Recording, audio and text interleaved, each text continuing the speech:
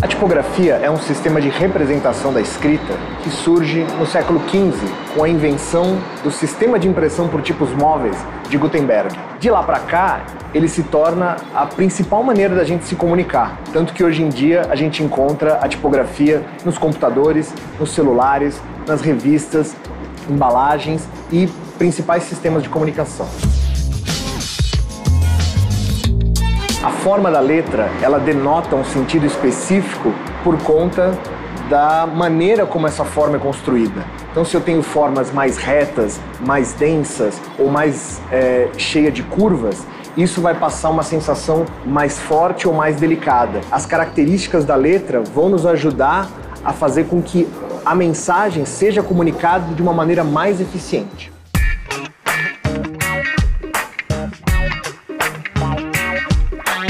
O visitante da exposição vai encontrar um conjunto de 26 letras que compõem o nosso alfabeto, representadas por 26 tipografias. O critério para a escolha dessas tipografias foi o diálogo que elas têm com a comunicação visual contemporânea, onde elas estão presentes no nosso dia a dia. A exposição Caixa de Letras começa com algumas informações bastante introdutórias sobre tipografia. A gente tem aqui um painel falando sobre a anatomia das letras, quais são as suas partes e os nomes dessas partes. Em seguida, a gente tem uma linha do tempo. Nessa linha do tempo, as letras são colocadas em contexto para que as pessoas entendam a origem dessas formas.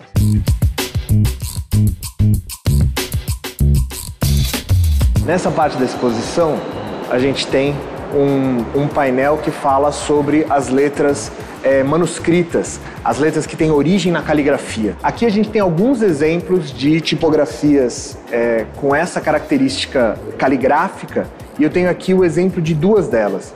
Uma se chama Haltrix, do Daniel Sabino, e a outra, a Delicata, do Wilson Coan. Elas são exemplos de como essas tipografias manuscritas podem assumir formas bastante contrastantes. No caso da Delicata, do Wilson Coan, é uma letra bastante elegante, cheia de curvas. E no caso da Haltrix, do Daniel Sabino, é uma letra mais pesada e cheia de ângulos, com um aspecto mais masculino.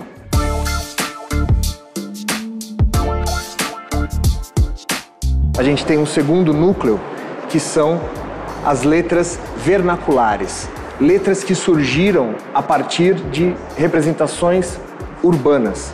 Então, cartazes ou até mesmo o exemplo da pichação.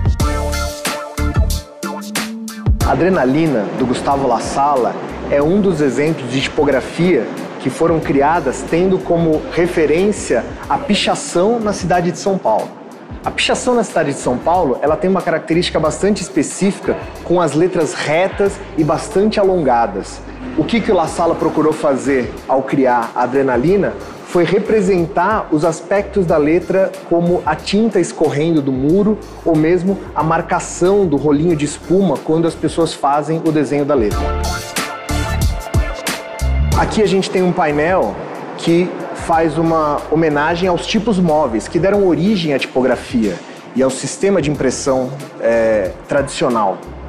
Aqui a gente tem um núcleo de letras presentes no meio editorial.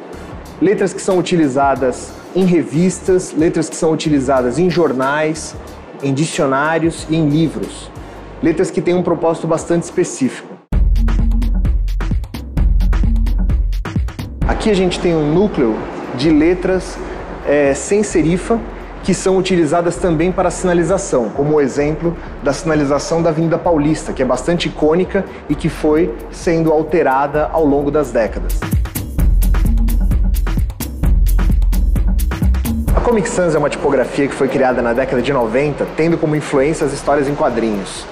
ela se tornou bastante popular nos programas de computador e as pessoas passaram a utilizá-la para inúmeras funções, desde convites de aniversário até situações mais sérias, como memorandos de empresa ou informações do governo. Quando a tipografia Comic Sans é utilizada nessas situações mais sérias, por ela ter um desenho mais infantil, faz com que haja um conflito na maneira como ela é apresentada. Algumas pessoas amam a Comic Sans e outras pessoas odeiam, principalmente por esse uso excessivo que a fonte ganhou pela popularidade que ela teve com as pessoas.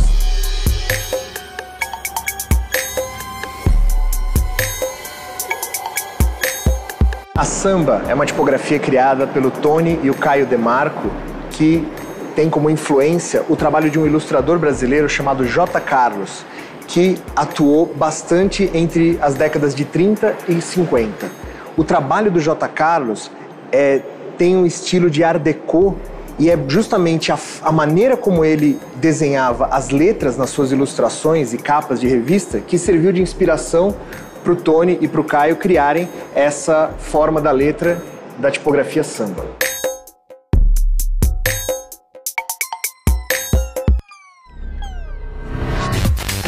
O Estilo Art 1 fica por aqui, mas na semana que vem tem mais. Até lá!